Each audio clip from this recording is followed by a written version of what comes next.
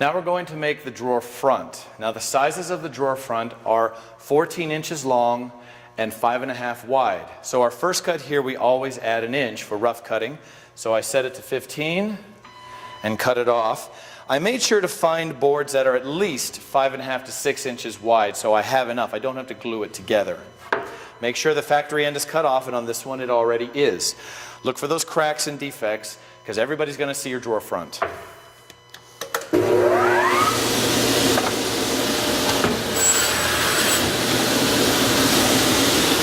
Now we joint an edge and cut it to 5.5.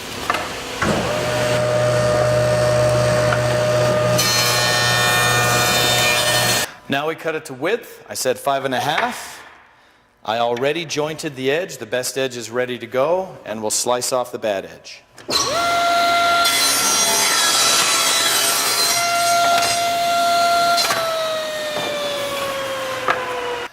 Now the last two steps of the squaring procedure are trimming one end and cutting it to length, which you have done multiple times on the chop saw, and that works great. I wanted to show you, however, a new technique that you could use with the upcut if you like. I still have to trim an end, which is difficult because I can't move that down to 1/8 of an inch. But I can just eyeball it. I have an inch to work with, so I simply take my board and stoop down, and I can see the opening where the blade is going to come up. Just put it on top, just past center of that opening, and that's roughly 1/8 of an inch to 3/16. And we'll just trim that end. Then I'll slide it down to 14 and cut it to length. So to that end, I will set it to 14 here, and we're set to go.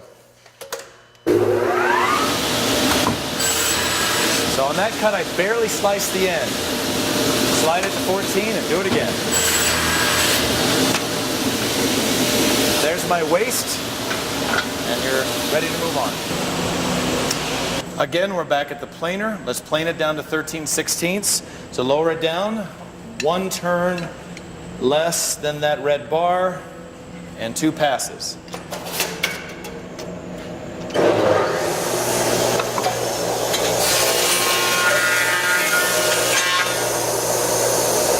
Flip it, do it again. So we were coming back to the wide belt sander again to get rid of all those planer marks. I've already set it, I raised it, and I turned it 4 times. But again, I would take my pencil and draw the lines on. Once they're gone, you know you did a good job sanding. All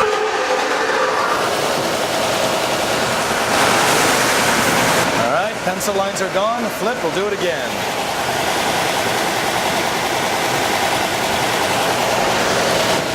Here at the shaper table, we're going to use shaper number 4, and it says number 4 right on top. It's the decorative edge shaper, so you know which one it is. This is the backing board you're going to need for it, so it holds it like this. Remember, we always get tear out whenever you do end grain, and we do end grain first. So when it comes along the end, it'll grab the end and rip it off. Then we slice the edge and cut that tear out. Now, pick which side you like. Do I like more knots or less knots? And in this case, I like the bigger knot. So I'm going to put my best face down on the table.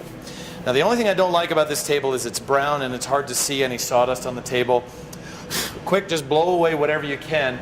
If you put this on a mound of sawdust, it lifts it up off the table a little and you get an uneven cut.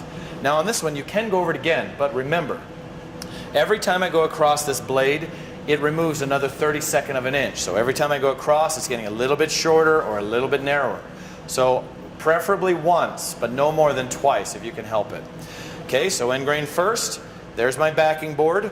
The biggest mistake that I see with this is not necessarily an accident or dangerous. It's people want to put their hand too far away. Now I understand you want to get far away from where the danger is. That makes sense. The problem is with my pressure here, it's actually lifting the front up just a little bit and I don't get a good cut. You got to have your hand here. Still outside, still within my 3 inches of safety away from that blade, but I want it close to the blade, holding it down. So then now we'll take our cuts and I'll just work my way around. I like to do the ends first and then the edges last. So just push it across, flip it around, do it again.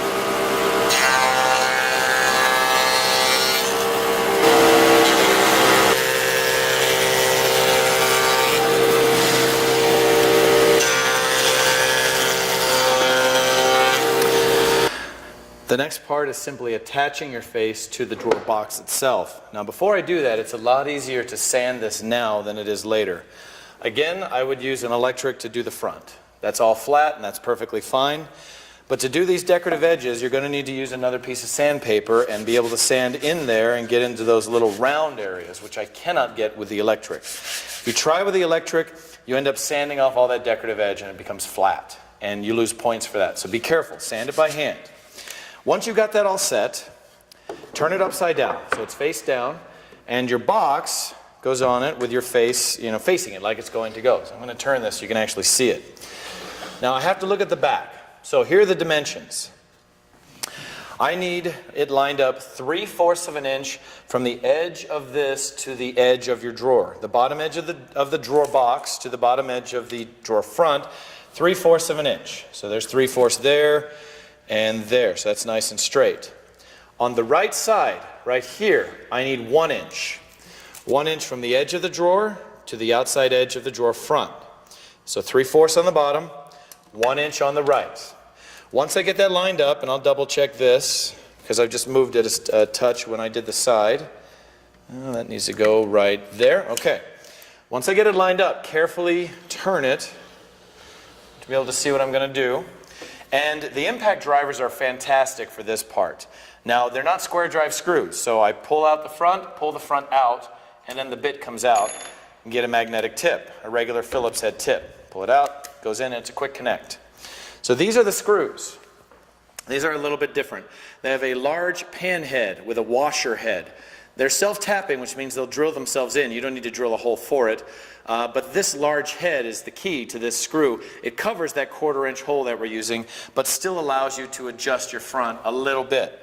Now I'm going to pick a hole and put it in as straight as I can, nice and tight. Now, I take this drawer and I stick it back in my nightstand to adjust. Now we take your drawer and see if it fits in. I've only got 1 screw in there. There we go. And you check and see if it's straight. Now I know the camera angle isn't exactly dead on, so it looks pretty close. I just need to lower this edge just a hair. With 1 screw, this whole end will go up and down depending on what you need. Once it's straight here, good. Now we take it out carefully. You don't want to drop it or move it again, and put in that remaining screw that we didn't do last time.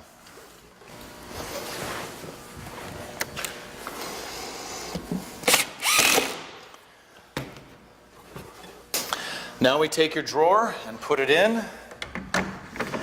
If everything lined up correctly, this is now perfectly straight and it's even left and right. The only thing left on the nightstand to build is the door.